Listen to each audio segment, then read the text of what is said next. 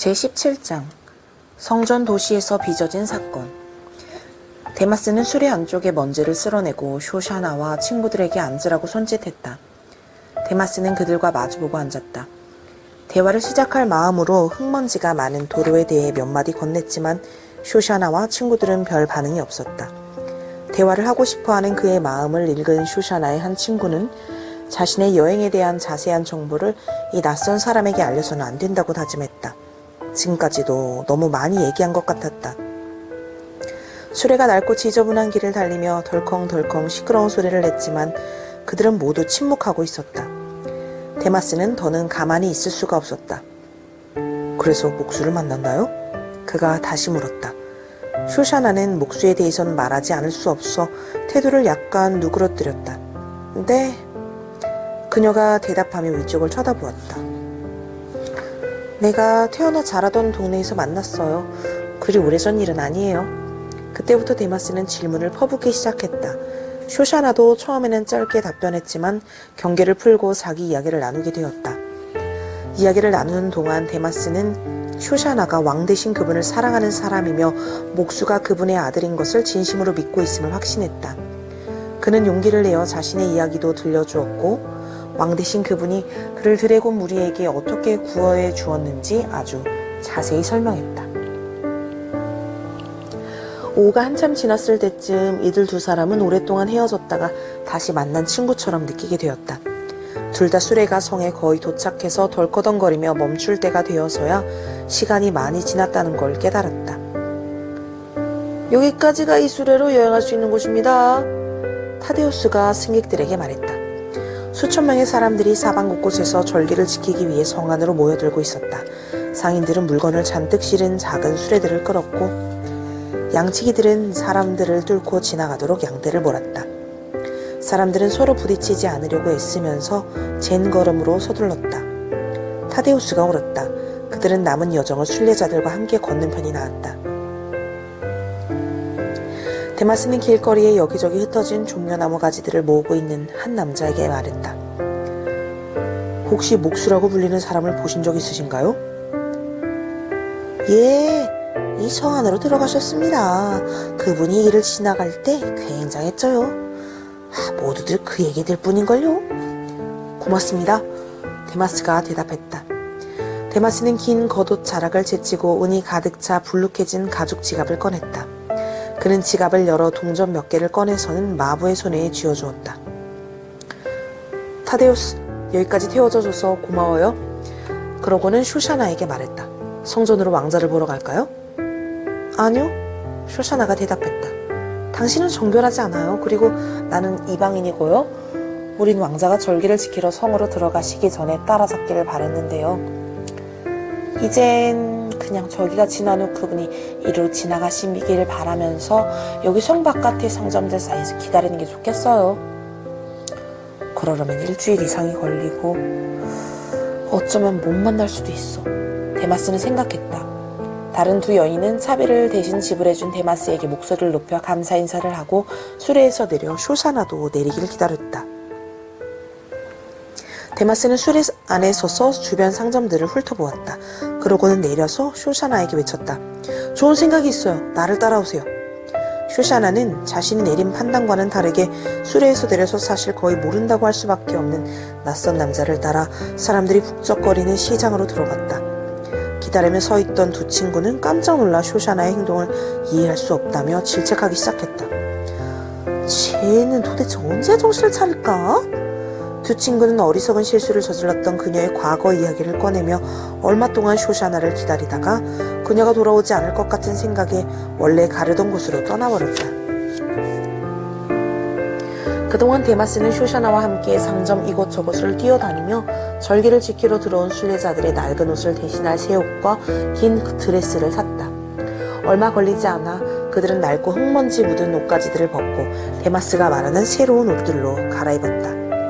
두 사람은 순례자들과 섞여서 무리 안으로 들어갔다.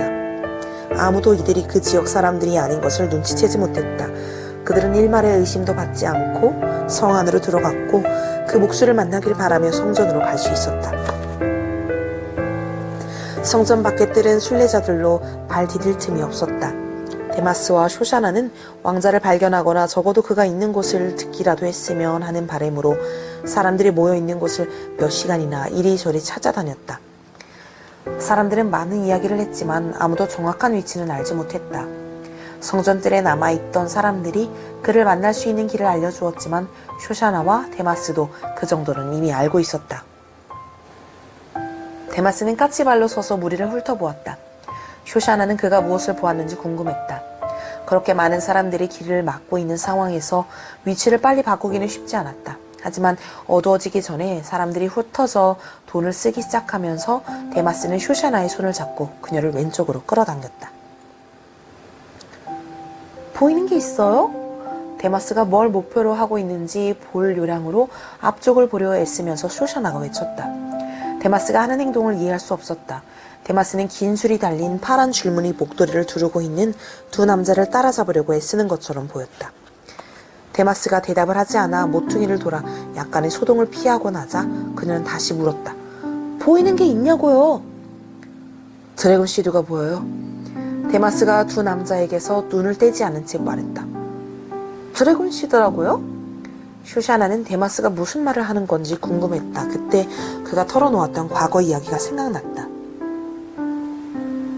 목도리를 두른 두 남자는 돌길을 바쁘게 걸어가다가 다른 한 사람을 만났다. 그 사람 역시 비슷한 복장이었지만 나이는 더 많아 보였다. 나이 많은 남자가 왼쪽을 가리켰고 세 사람은 그 방향으로 난 좁은 길로 내려갔다. 데마스는 모퉁이에 숨어 세 사람이 어디로 가는지 놓치지 않으려고 엿보았다. 그들은 다시 나타났다가 다른 길로 사라져버렸다. 쇼샤나는 데마스가 종교 지도자들을 왜 눈여겨보는지 궁금했다. 쇼샤나 역시 세 명의 남자들이 뭔가 의심스럽다는 데에는 동의하지 않을 수 없었다. 그들은 뭔가 음모가 있어 보였다. 그들은 왜 성전 안에 있지 않은 거지? 쇼샤나는 이상하게 여겼다. 그녀가 살금살금 두 번째 모퉁이로 가서는 더 이상 움직이지 않는 데마스 뒤에서 조용히 까치발을 들고 보았다. 여기서는 남자들이 의논하는 소리를 쉽게 들을 수 있었다. 세 명의 지도자들은 조용히 하려고 애쓰는 듯 보였지만 자기도 모르게 목소리가 커지고 있었다. 끝났습니다. 첫 번째 남자가 말했다. 얼마나 줬느냐? 나이 든 남자가 물었다. 아무르면 어때요? 그 목수가 밤에 홀로 있게 되면 바로 그가 신호를 보낼 겁니다. 지금 우리가 얘기하는 동안에도 다른 사람들이 증인을 모아놓고 목수에게 불리한 증언을 준비하고 있습니다. 세 번째 남자가 기대에 차서 손을 비비며 말했다. 데마스가 맞았다. 그는 드래곤 시드로 인해 타락한 사람의 표정을 알고 있었다. 데마스는 드래곤들이 모퉁이 주변에 서 있는 세 명의 남자들을 위해서 원을 그리며 돌고 있으리라 상상했다. 그들은 아마도 승리를 자축하고 있을지 모른다. 그렇게는 안 될 거야. 내가 가만히 있지 않을 테니까. 데마스가 생각했다. 다시 남자들의 소리가 들렸다. 너희 두 사람이 그 자를 성전에서 체포했다면 일이 훨씬 더 쉽고 돈도 절약됐을 거다. 나이 든 남자가 언짢은 표정으로 고개를 가로저으며 책망했다. 그럼 저 사람들 무리를 어떻게 하면 좋겠습니까? 첫 번째 남자가 거칠게 되물었다. 그들은 그 자를 왕으로 만들 작정입니다. 만약 믿을 만한 증인들 없이 공적으로 죄를 정한다면 저들은 우리에게 돌을 던질 것입니다. 당신이 원하는 게 그겁니까? 알았다. 나이 든 남자가 고개를 끄덕였다. 목소리를 낮춰라. 그 자를 따르는 자가 듣기라도 하면. 그러나 젊은 남자는 나이 든 동료를 계속 비난했다. 그 목수가 성 안으로 들어올 때 당신은 거기 없지 않았습니까? 그런 나귀 새끼 한 마리를 타고 왔습니다. 그 자의 뻔뻔함이라니 마치 예언이 적중한 듯 뽐냅디다. 그 자는 왕이 아닙니다. 그러나 알다시피 저들이 그렇게 부르고 있다니까요. 목수가 순례자들을 선동하고 있습니다. 종려나무 가지를 자르고 겉옷을 벗어 길에다 깔아주고는 왕께 호산나 하고 외치더라고요. 나이든 남자는 믿을 수 없어 뒷걸음질 쳤다. 은 30이 들었습니다. 젊은 사람이 턱수염을 쓸며 신중하게 말했다. 오늘 밤 그 왕권 찬탈자가 나타나길 바라야 한다. 나이든 남자가 쏘아붙였다. 그 자를 당장 체포해라. 6월절이 되기 전에 그가 죽는 꼴을 보아야겠다. 알겠느냐? 두 젊은 남자가 고개를 끄덕이는 것을 본 데마스는 거친 숨소리를 내고 말았다. 무슨 소리냐? 나이든 남자가 손으로 입을 막으면서 조용히 하라는 신호를 보냈다. 데마스는 한 바퀴를 돌아 쇼샤나를 후미진 곳으로 끌어당겼다. 그때 나이든 남자가 그들의 발소리를 들었다. 잠시 가만히 있다가 그는 두 남자에게 한마디 지시를 내렸다. 흩어져라. 몇 초 후 나이든 남자는 자기가 온 길로 되돌아갔다. 데마스는 잠시 기다렸고 그러고 나서 그를 따라가 그가 우회전하여 가는 것을 보았다. 들키지 않게 천천히 따라가면서 데마스는 대충 잘라 만든 보도블럭을 둘러보며 나이든 종교 지도자가 힘차게 돌길을 따라 걸어가는 것을 보았다. 데마스가 쇼샤나에게 신호를 보내려고 뒤를 도는 순간 그림자 형상이 그를 덮쳤고 손쓸 새도 없이 데마스는 기절하고 말았다. 제18장 감방에서 데마스가 깨어났을 때의 뒤통수가 옥신거리는 통증이 몰려왔다. 내가 지금 어디 있는 거지? 어떻게 여기까지 온 거야? 천천히 둘러보니 빗장이 열려있는 문이 있었고 두 명의 보초병들의 발이 보였다. 데마스는 자신의 감옥의 차가운 돌바닥에 누워있다는 사실을 깨달았다. 축축한 곰팡이 냄새가 그곳이 땅 아래라는 신호를 보냈다. 그는 지하 감옥이 아니기만을 바랬다.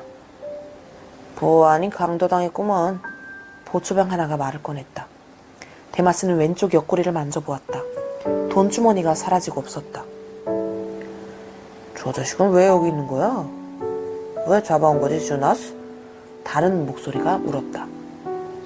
뭔가 잘못된 것 같은데? 뭐 스파일 수도 있고 저자가 순례자 복장 안에 가다를 복장을 하고 있더라고. 주나스가 말했다.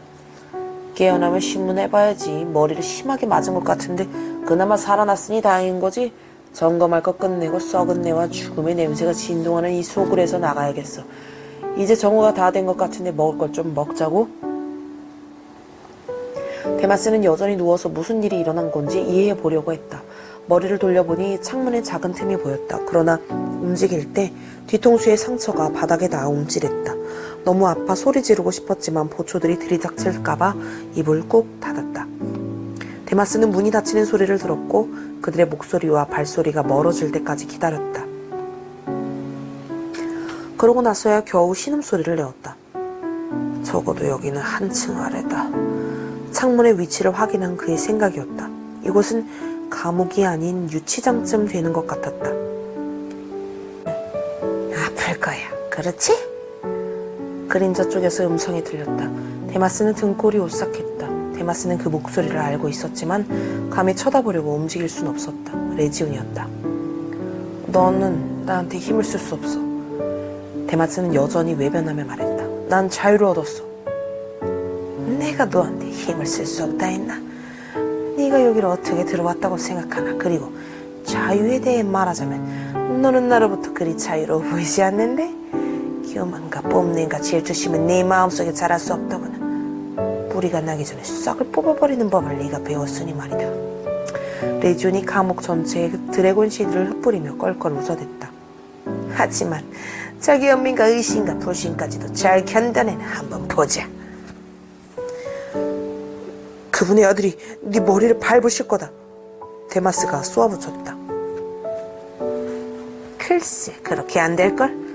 네가 그에게 경고해 준다더니 결국 실패했잖아. 데마스, 그가 붙잡힐 때 그 꼴을 네가 봤어야 하는데.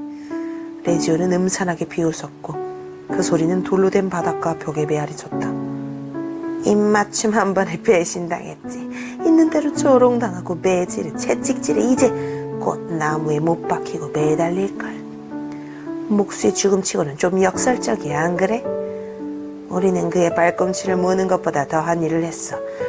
드래곤 무리는 이미 그의 죽음을 축하하고 있다고. 데마스는 마음이 무거워졌다. 그때부터 드래곤 시드는 그의 마음에 의심의 싹을 틔웠고 깊이 뿌리를 내리기 시작했다. 데마스는 전에도 그랬던 것처럼 그를 얽매는 것에 대항하려고 했었다. 그러나 그는 전처럼 이성을 잃지 않았다. 밧줄이 그의 손목을 쥐어올 때 그는 고통 속에 움찔하면서도 계속 몸부림쳤다.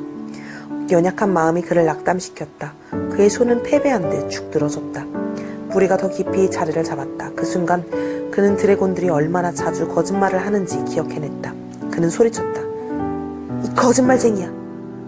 싹이 더 깊게 붙들기 전에 믿음의 힘으로 끊어버린 것이다. 내가 거짓말을 한다고 생각하는 거야?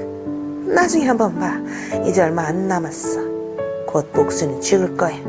산꼭대기 빛이 사라지고 지상이 어둠이 덮일 때 우리가 성공했다는 걸 알게 될 거야. 리주는 더 많은 드래곤 시드를 뱉어냈다. 여기서 더블 물면서 노닥거리고 싶군. 우리는 좋은 추억들이 많지 않나. 하지만 주카연을 놓칠 수가 있어야지. 어둠이 몰려올 때 내가 너를 찾으러 올 것이다. 머물 곳을 찾아 헤매는 더 더러운 7 드래곤을 데려올 테니 그때는 자기 옆면으로 속이 뒤틀려 있을 내 마음이 우리를 넙죽 반길 거야. 과거에 그랬단 말이야. 드래곤에게 화가 치민 데마스는 벌떡 일어나 묶여있는 팔을 휘둘렀다. 그러나 목표물을 놓치고 말았다. 드래곤이 좁은 감옥 상틈으로 연기처럼 휙 하고 사라진 것이다. 손은 꽁꽁 묶여 놓았지만 발목을 묶고 있는 밧줄은 느슨해서 데마스는 쉽게 풀 수 있었다. 그는 밧줄을 구석에 던져놓고 벌어진 일들을 차근차근 기억해보면서 작은 감방을 왔다 갔다 했다. 그가 기억하는 먼 과거는 해변가에서 구원받은 것과 집으로 돌아간 것이었다.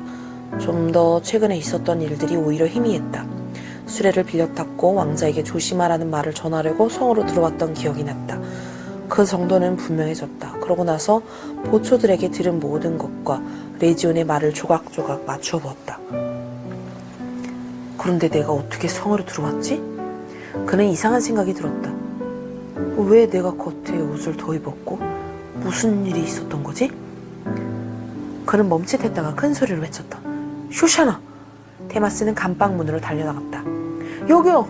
나를 내보내줘요! 그는 평평한 철빗장 사이로 소리질렀다. 그러나 보초들은 거기 없었다. 그들은 한 명뿐인 죄수가 도망치겠냐 싶어 음식을 사러 자리를 비웠다. 데마스는 계속 소리쳤다. 여기서 내보내달라고요. 저기 아무도 없습니까? 그러고 나서 그는 창문 쪽으로 몸을 돌렸다. 작은 틈까지는 손이 닿지 않았다. 바닥부터 2m가 넘는 위치에 있었기 때문이다. 그 후 몇 시간이 지나는 동안 데마스는 무슨 일이 있었는지 이해하려고 애쓰며 기다리고 있었다. 그는 도망치고 싶었고 계획을 실행하려고 했지만 묶인 팔도 풀기 힘든 형편이었다. 보초들이 너무 가는 밧줄로 그의 손목을 묶어놓았기 때문에 그는 설사 손을 쓸 수 있다 해도 과연 매듭을 풀 수 있을까 의심이 들 정도였다. 드디어 보초병들이 돌아오는 소리가 들렸다. 데마스는 빗장 너머로 소리쳤다. 여보세요? 누구 없습니까? 나를 내보내줘요. 난 잘못한 것이 없습니다. 데마스는 계속 소리 질렀다. 그러자 보초병 한 사람이 가까이 오는 소리가 들렸다. 보초는 몸을 밀어 문을 열었고 문이 돌벽에 쾅 부딪히는 소리에 데마스는 움찔했다. 보초는 아래쪽 중앙 복도에서 데마스에게 호통을 쳤다. 입 닥쳐! 주나스가 명령했다. 데마스는 신경 쓰지 않았다. 나는 잘못한 것이 없소이다. 나를 풀어주시오. 내가 이래라 저래라 할 수 없어. 내가 너라면 입 닥치고 있을 거야. 그나마 돈 많은 친구가 있어서 꺼내줄 수 있다면 다행인 줄 알아라. 마티아스와 내가 그리스 안값에 내보내진 않을 거다. 보초는 씩 웃으며 누런 이빨을 드러냈다. 그러고 나서 잠금 장치를 풀고 무거운 빗장문을 열고 가버렸다. 미아의 엄마가 마지막 접시를 비우자마자 마사가 물었다. 식탁 치우는 거 도와드릴까요? 저도 할게요. 미아가 질세라 말했다. 둘은 빈 접시들을 식기세척기에 넣었고 냄비도 씻어놓았다. 미아의 엄마는 라자냐를 식히려고 옆쪽으로 밀어놓고 나머지 음식은 치우면서 커피 머신의 버튼을 눌렀다. 아이들이 마지막 접시를 치우고 있는 동안 미아의 엄마는 디저트를 준비했다. 슈가 파우더를 듬뿍 뿌린 페스트리를 접시에 차곡차곡 얹어 가져왔고 커다란 티라미수를 냉장고에서 꺼내 식탁에 올렸다. 마사가 어깨 너머로 슬쩍 보니 커다란 케이크가 보였다. 어릴 때부터 지금까지 미아네 집에 식사하러 여러 번 왔었지만 이번 디저트는 정말 최고였다. 미아의 엄마는 이탈리아 빵집을 운영하시는 부모님 밑에서 자라셔서 그런지 항상 맛있는 디저트를 준비해 주시곤 했다. 마사는 설거지를 재빨리 끝내고 비누 거품이 가득한 설거지통에서 물을 뺐다. 그러고는 플라스틱 설거지통에 수세미로 깨끗이 헹군 뒤 물 한 방울까지 탈탈 털어 싱크대에 놓았다. 싱크대도 깨끗하게 헹군 뒤에 플라스틱 설거지통을 아래 선반에 넣고 수도꼭지에 수세미를 걸어 놓았다. 미아 엄마가 항상 하던 방식이었다. 미아는 그걸 보고 엄마가 또 한 소리 하겠구나 싶었다. 마사가 집에 가고 나면 정말 맛은 착한 애야 할 게 뻔했다. 그러나 이때까지만 해도 미아는 대화가 어떤 식으로 진행될지 모르고 있었다. 마사는 미아가 파티에 갈 생각임을 폭로할 계획이었다.